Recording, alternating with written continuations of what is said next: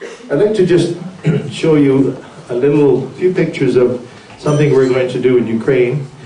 There's the little town of Tovsteh in Ukraine, in the area that we go to, and the hospital there is slowly becoming more and more decrepit and run down. The government does not supply funds to keep up hospitals, schools, clinics, anything like that.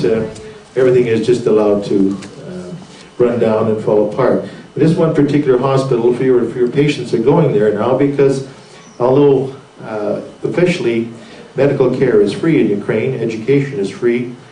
If you want your child to have good marks at the end of the year, you're going to have to do something with that teacher, such as the payment under the table. If you want your child to get into university, there has to be a big payment under the table, and on and on. So if you go into the hospital, you can get in the hospital free. There might be food.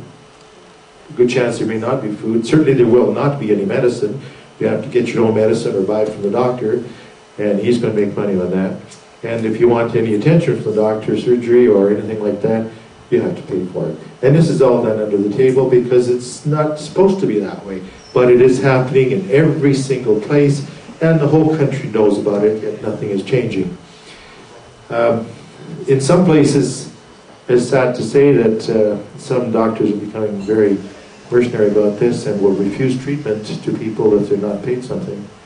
And a couple of years ago, I heard of a case of a young man that was in an industrial accident. He had his arm amputated and he was bleeding. He was rushed to the local hospital, but because he had no money, he was allowed to bleed to death. That's the worst situation I've heard. I hope that sort of thing isn't happening more. The doctors are still working. They were reprimanded, slap on the wrist, but that was about all. So you can see I'm giving you a very severe example of what can happen under these kind of conditions. However, the doctors are not being paid by the government either, so they're in a bit of strait. They need to support their family as well. So everybody's on the take there. Doctors, nurses, school teachers, policemen, customs officers, you name it. If you work for the government, you're on the take because you're not earning enough to support your family. And it used to make me very angry when I first realized the extent of this problem there. But then I thought one year to myself when I came home, I thought, if I was in their shoes, what would I do? And you know, if I had children and I couldn't support them in any other way, I guess I'd probably do the same thing. So I can't blame them. It's just tough. They're desperate. It's a difficult situation. And hopefully if there's no war, things will change. Things will improve in Ukraine. They're hardworking people. They're good people.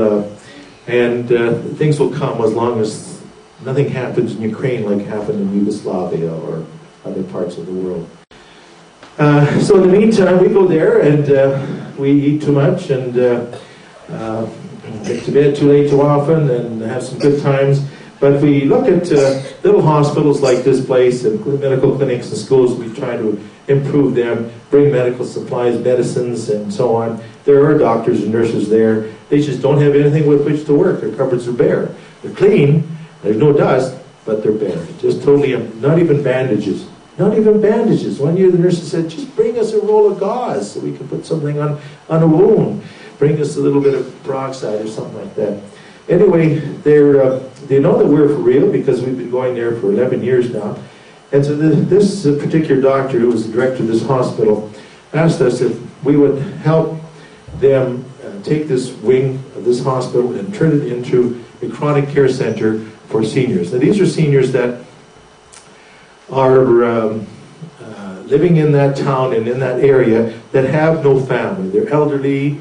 They're living alone, but they have nobody to look after them anymore, and they're not able to care for themselves, and their pension is certainly not enough to allow them to live. So this is the inside of this particular wing that we are taking over and try to improve to allow about 20 people to live in this place. You can see the poor condition of the place, the way it is now, and we have to sort of renovate the whole place pretty well. New toilets and sinks, fix up the beds, the floor, the walls, dining area, you name it.